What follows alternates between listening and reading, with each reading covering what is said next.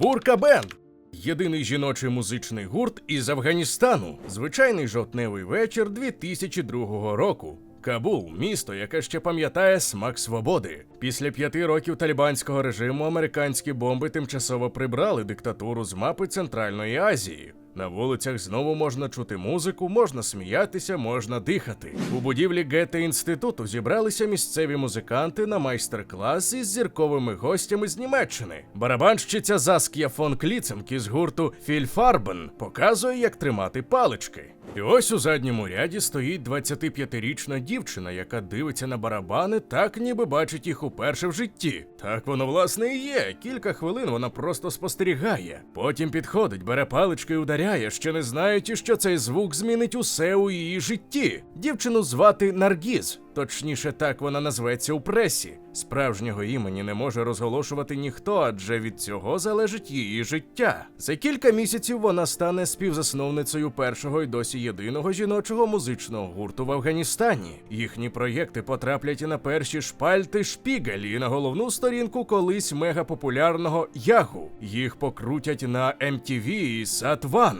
BBC напише про них статтю. Американський Spin Magazine, найбільший конкурент Rolling Stone, присвятить їм матеріал. Але жоден не знатиме, хто ці трійко жінок, без імен, без облич. Навіть друзі і родичі учасниць не будуть у курсі. В усьому Афганістані про їхній секрет знатиме лише 10 осіб. Тому що за розкриття цієї таємниці можна заплатити власним життям. Ласкаво просимо до історії Бурка Бенд, найнебезпечнішого рок-гурту в історії людства. Ви на каналі Джордано. Минулого випуску ми вивчили історію впливу корриду на сучасну культуру Мексики. А сьогодні вирушаємо до Афганістану. Щоб зрозуміти, чому троє дівчат у бурках із дешевими гітарами і касетним диктофоном стали революцією, потрібно зрозуміти, що таке Афганістан 1990-х років. 96-го року таліби взяли владу в Україні. Вони прийшли зі своїм чітким образом правильного суспільства. У їхньому світі немає місця для жінок на вулиці без бурки, немає місця для музики, немає місця взагалі ні для чого, що виходить за межі їхнього трактування Корану. Музика оголошена харамом, нею більше не можна насолоджуватися. По домівках навіть ходили патрулі, які конфіскували музичні інструменти. На базарах спалювали касети, а радіостанції замовкали. Їх замінило нескінченне релігійне речитування. Один із музикантів того часу ховав свій барабан 6 років. Цей барабан урешті-решт опинився в руках Наргіз. І саме на ньому вона зіграє ритм, який прославить Бурка Бенд на весь світ. Але це буде згодом, а поки що 5 років тиші. Вересень 2001-го змінив світ. Після атак на Нью-Йорк і Вашингтон США війшли до Афганістану. Таліби втекли, а замість них створили тимчасовий уряд. І хоча іслам залишився державною релігією, найжорстокіші закони скасували. Тоді таке Міністерство культури Афганістану разом із Гете-інститутом вирішило провести у Кабулі щось незвичайне – відкрити музичну сесію. Запросили музикантів із Німеччини, електронний дует «A Certain Frank» і барабанщицю Заск'ю фон Кліценк. Ідея була проста – дати місцевим музикантам можливість записатися після років мовчання, так би мовити, долучити їх до світу. Серед слухачів була й Наргіз, яка миттю зрозуміла, що хоче грати, хоча ніколи цього і не навчалася. Тієї миті вона не знала, що поряд стоять іще 2 дівчини, які думають про те саме. Так у кухні Гете-інституту народився гурт Бурка Бенд. Перший запис вони зроблять там само, на касетний магнітофон, просто в кухні.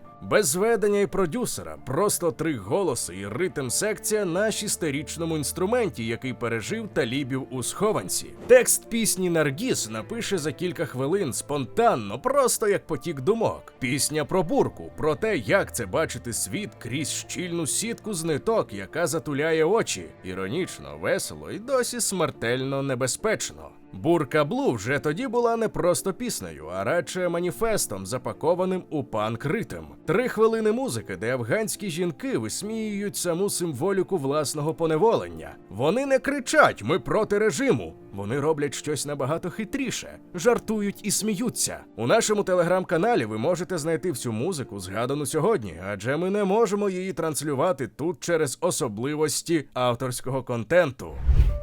Хвилинка уваги для тих, хто ще не підписаний на наш телеграм-канал. У нас там не тільки анонси нових відео, а ще й безліч цікавих історій і фактів, які ми не публікуємо на Ютубі. Посилання у описі і прямо зараз на екрані. Чому саме синя бурка? Це не випадково. Афганська бурка має саме цей специфічний колір – запелюжено-синій. Їх називають шатлкок через форму, схожу на волан для бадмінтону. Це колір рідний для цієї землі. Та є ще один вимір. Виходячи на вулицю в бурках, вони формально нічого не порушують. Конспірація і протест злилися докупи. Бурка стала водночас в'язницею і щитом. Кліп знімали у безпечних публічних місцях Кабулу, там, де менше шансів, що хтось зупинить і почне запитувати. Двійко жінок із кухні Гете-інституту погодилися зіграти, якщо так можна сказати, масовку у відео. Усе відбувалося напівпошепки з постійними зирканнями понад плечем. У кліпі 3 фігури у синіх бурках грають на інструментах, танцюють, гуляють кабульськими вулицями. 3 хвилини погляду від першої особи на весь цей афганський морок. 2003 року пісня вийшла на берлінському незалежному лейблі Monica Enterprise, тому самому, який випускав електронних авангардистів і берлінських мінімалістів. Бурка Блу з'явилася на вінілі, синглом, із ремікс-версією від Барбари Моргенштерн. Те, що сталося далі, не вкладається в жодну маркетингову логіку. Пісня стала справжнім вибухом. Der Spiegel опублікував про них матеріал. Канал Viva TV ставить кліп до етеру у програмі Шарлотти Рош «Fast Forward». Головна сторінка Ягу розташовує новину про афганських дівчат у бурках, і це призводить до дипломатичних ускладнень між країнами. Телеканал Sat.1 показує великий репортаж у вечірніх новинах. BBC пише статтю, а AFP розсилає матеріали по всьому світу. І нарешті Spin Magazine, старе і авторитетне музичне видання США, публікує про них розповідь. 3 жінки без імен, без облич і з касетним записом із кухні змусили музичний світ почути про себе. Наргіз у той час їде до Німеччини вивчати мову. Вона ходить містом і дивиться на рекламні щити, тисячі оголених і напівоголених тіл, які рекламують парфуми, одяг, пиво. Контраст із Кабулом, де жінка без бурки на вулиці – це вже причина для нападу, такий роз'ючий, що стає матеріалом для нової пісні. Так народжується No Burka, другий трек гурту, де синя бурка знову в центрі, та тепер як запитання до самої себе, а що буде, як її зняти? Але за кожним концертом, за кожним інтерв'ю, звісно ж, залишався страх. Бурка Бенд так і не зіграли жодного концерту у себе на батьківщині. Звичайно, співати в бурках було жартом, заявила Наргіз у одному з рідкісних інтерв'ю. Та водночас їх треба було носити. Якби люди в Афганістані дізналися, хто входить до складу гурту, то на нас могли б напасти чи й убити. Тут і досі є чимало релігійних фанатиків. 10 осіб, лише 10 осіб у Афганістані знало про їхній секрет. Гітаристка гурту певної миті переїхала до Пакистану. Жити в Афганістані було складно навіть у відносно ліберальні часи. Барабанщиця знайшла звичайну роботу. На якийсь час їхня діяльність зупинилася. Та вже 2005 року виходить міні-альбом із дебютним синглом, новими реміксами і треком No Burka. А далі 16 років мовчання. Ніхто не знав точно, що сталося. Аж ось настав березень 2021 року. До виходу американського контингенту залишається півроку.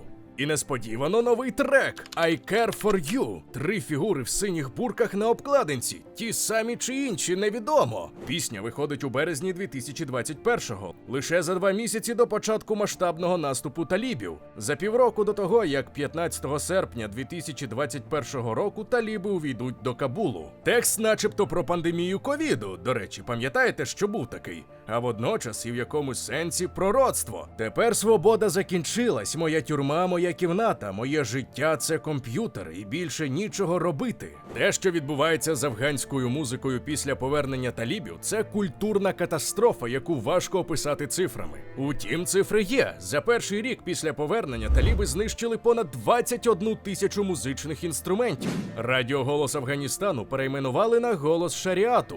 музику прибрали із радіо і телебачення. Голова музичного департаменту Кабульського університету Вагідулла Сагар змушений був знищити власну колекцію інструментів просто перед тим, як до нього прийшли з обшуком. Роки збирання, рідкісні придбання з Індії – все летить у сміттєвий бак, розбите на шматки, щоб не залишити слідів. Народного співака Фавада Андарабі, за інформацією його родини, таліби розстріляли біля його дому в гірській провінції на північ від Кабулу. На цьому тлі повернення Бурка Бенд 2021-го з I Care For You набуває кардинально інакшого значення. Можливо, це був прощальний крик, можливо, сигнал, що вони живі, а можливо, попередження, якого ніхто не почув учасно. Від 2021 року знову тиша. В одному з інтерв'ю нульових Наргіз сказала щось, що тепер можна сприйняти як гіркий жарт. Мабуть, мене з десяток років, перше ніж у Афганістані, з'являться справжні жіночі гурти. Цей прогноз виявився надто оптимістичним. Після 2021-го гірше, ніж було навіть у 90-х. Тоді принаймні можна було десь потайки грати музику. Зараз ні. Тому і Бурка Бенд так і залишився першим і єдиним. Музична індустрія живиться особами. Обкладинки журналів, фотосесії, тік-ток, інстаграм. Весь цей апарат побудований на тому, що артист – це людина, яку ми бачимо. Та свого часу Бурка Бенд зламали цю систему через потребу. Трійко жінок без облич стали відомішими за тисячі артистів із іменами і фотографіями. Анонімність, яка мала їх знищити, зробила їх легендою, а тканина, яка мала їх приховати, стала їхньою сценічною формою. Де вони зараз, невідомо. Чи живі учасниці оригінального складу, невідомо. Відомо лише, що хтось 2021 року ще мав доступ до їхніх акаунтів і пам'ятав паролі. Бурка Бенд – це не просто гурт, це доказ того, що голосу неможливо остаточно заглушити. Що під найщільнішою сіткою все одно блищать очі, навіть якщо за право сказати щось ти мусиш заплатити життям. І з вами, як завжди, була команда Джордано. Якщо вам сподобалося відео, то підтримайте нас у коментарях і не забувайте про наш телеграм. Побачимося!